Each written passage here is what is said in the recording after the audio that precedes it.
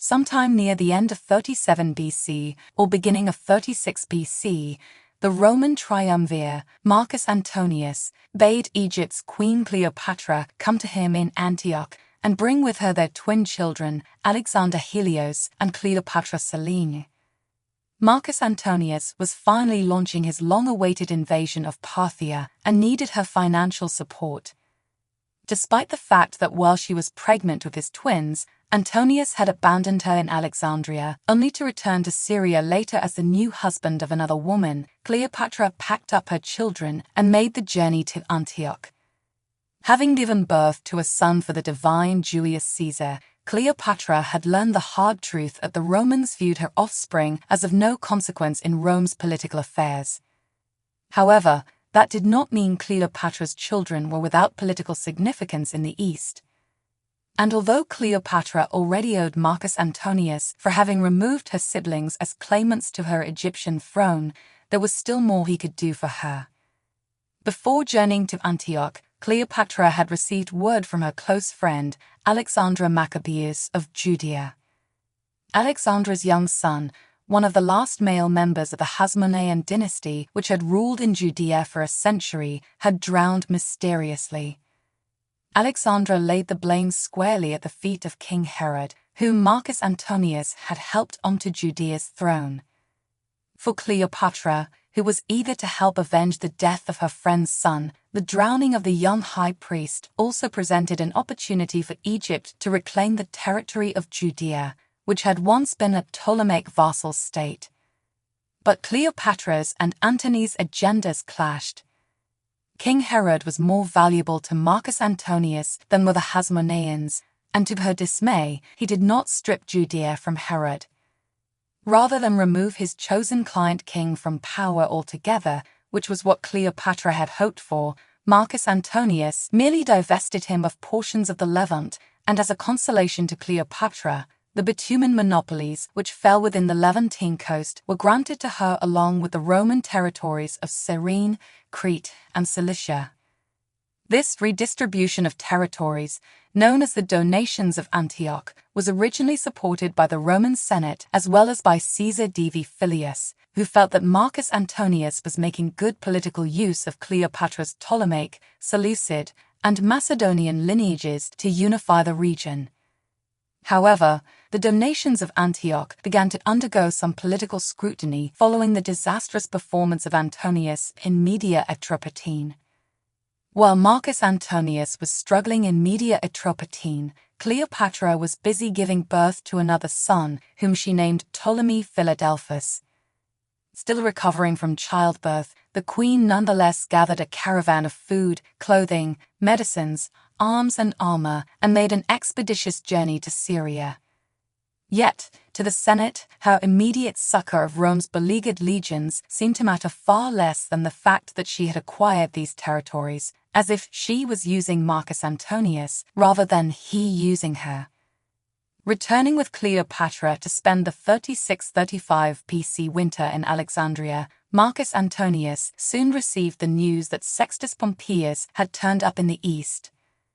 Following his defeat at sea by Caesar Divi Filius and Marcus Vipsanius Agrippa in September of 36 BC, the last son of Pompeius Magnus had landed what remained of his forces on the island of Lesbos. There, Sextus Pompeius had begun raising new legions. In response, Marcus Antonius dispatched one of his men, Marcus Titius, to negotiate with Sextus Pompeius. Marcus Titius was the nephew of Lucius Munatius Plancus, who had been a supporter of Marcus Antonius since the formation of the Second Triumvirate in late 43 BC. Because of Antonius's distrust of Sextus Pompeius, he saw to it that Titius was accompanied by a massive escort of legions and warships, instructing him to advance quickly on Lesbos.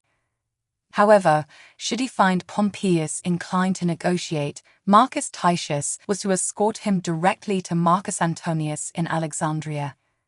But by the time Marcus Titius set sail at the beginning of 35 BC, Sextus Pompeius had already moved his forces to take northwestern Anatolia. Because Antonius had withdrawn the majority of his legions from Anatolia for his Parthian campaign, the governor, Gaius Furnius, could offer no resistance as Sextus Pompeius took the towns of Lampsacus, Nicaea, and Nicomedia. With a fleet that consisted of approximately 120 warships, Titius landed at Proconnesus. There, owing to his military superiority, and because it was now too late to forestall Pompeius's invasion of the territory belonging to Antonius, Marcus Titius refused to enter into negotiations with the boat king. Sextus Pompeius's response was to set fire to his own fleet. Then, incorporating his naval forces into his land legions, he made plans to march through Bithynia and into Armenia, where it was rumored Antonius would next campaign. But pursued by the legions of Titius, as well as 1,500 cavalry belonging to Marcus Antonius's Galatian client king, Amyntas, Sextus Pompeius knew he could not make it to Armenia, choosing instead to petition Anatolia's governor, Gaius Furnius. Sextus offered to surrender himself to Furnius if Furnius would agree to be his escort to Marcus Antonius in Alexandria. The prideful Pompeius was not willing to surrender to an ungrateful Marcus Titius, a man he had once pardoned. But Gaius Furnius, who had received no alternate instructions from Marcus Antonius, apart from assisting Marcus Titius, refused to accept Sextus Pompeius's surrender on those terms.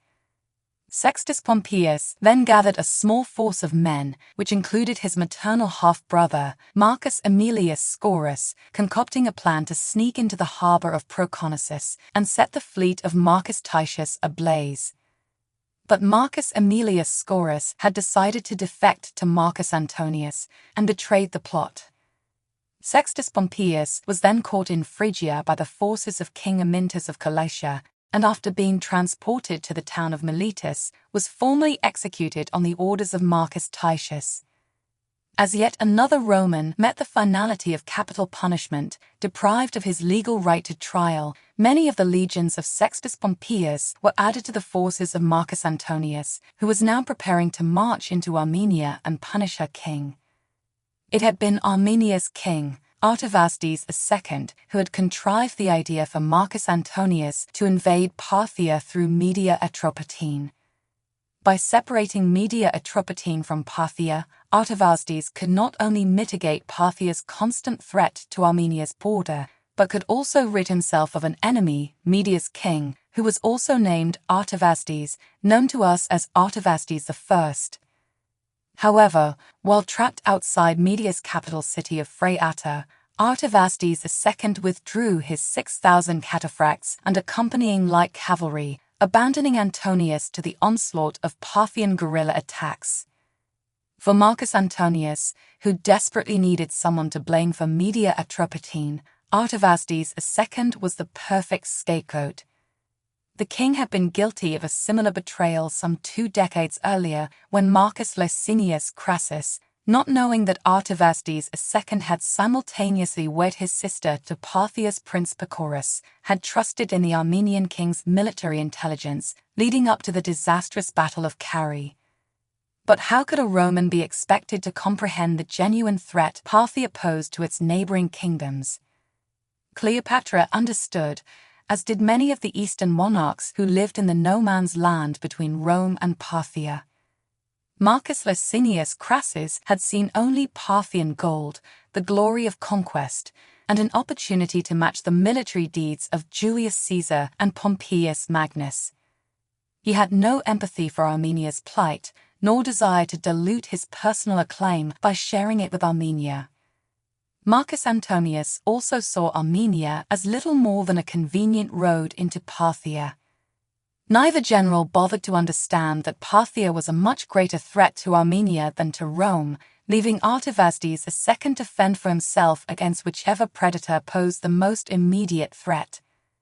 The sorry result for a king only hoping to defend his own kingdom was that in concluding Antonius could not defeat Media Atropatene, and for withdrawing from Phraates in cautious anticipation of Parthian retaliation, Artavasdes II had unwittingly become the next target of Marcus Antonius.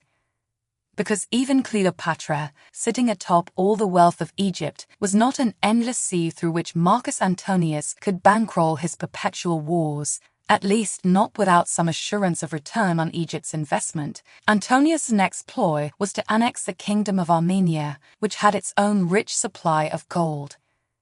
To that end, Antonius dangled the prospect of a marriage alliance before the unsuspecting Artavasdes II, attempting to lure the king out of his capital city of Artashata. As a pretext for strengthening their partnership against Media Atropatene, Marcus Antonius proposed the betrothal of Alexander Helios, his eldest son by Cleopatra, to the daughter of Artavasdes II, which would tie the daughter of Artavasdes to Egypt's royal dynasty. But his plans for invasion of Armenia required yet more withdrawals from Antonius's bank of betrothals. Yet more financial support was available by offering Antonia Prima, his eldest daughter from his first marriage, as bride to an extremely wealthy Greek merchant named Pythodoros of Tralles. And to maintain the support of one of his Roman allies, the naval commander, Gnaeus Domitius Aenobarbus, Marcus Antonius betrothed his daughter Antonia Secunda, born to Octavia, to Aenobarbus's young son, Lucius. Now finally prepared to move his forces closer to Armenia, word suddenly came from Rome. Antonius's wife, Octavia Thurina, was en route to Greece with her 2,000 hand-picked legionaries, as well as with food, weapons, armor, and other necessary supplies for her husband's battered legions. For rushing to the aid of Antonius's legions, as Cleopatra had previously done, even while recovering from childbirth, the Romans lauded Octavia as if she was the most selfless woman who had ever lived. But of Cleopatra's service to Rome's legions, little was said. Octavia's charity, however, had only placed Marcus Antonius in an uncomfortable position.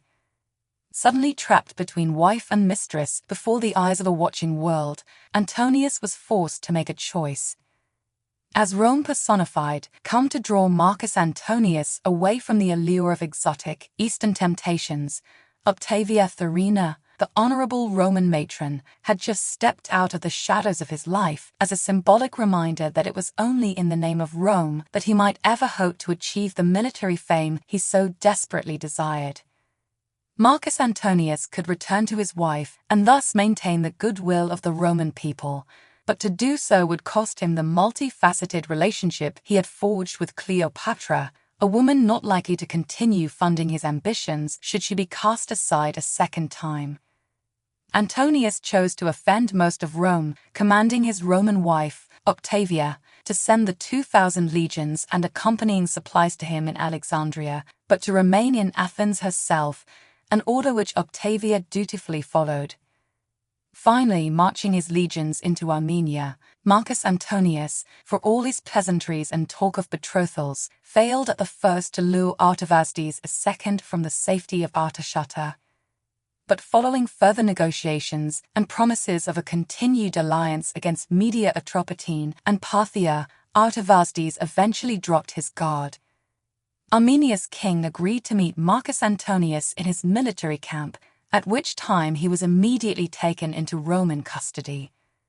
For weeks, Antonius marched the abused King Artavasdes from town to town and temple to temple, demanding treasuries and religious vaults be thrown open.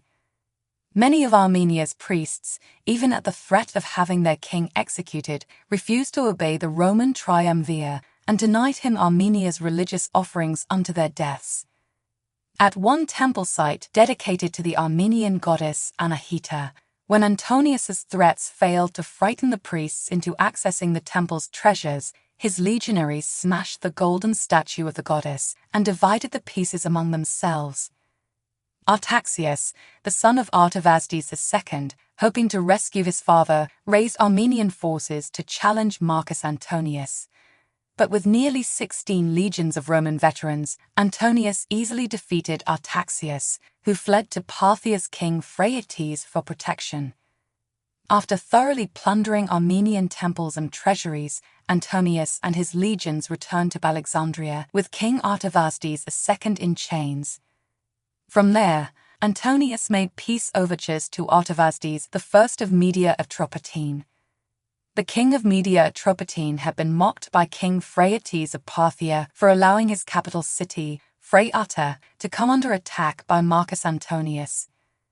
Now, eager to be free from Parthia's grip, and with his homonymously named rival in the custody of Antonius, Artavasdes I agreed to a joint attack against Parthia, sealed by the betrothal of his daughter, the Princess Eutapa, to Alexander, the son of Antonius and Cleopatra.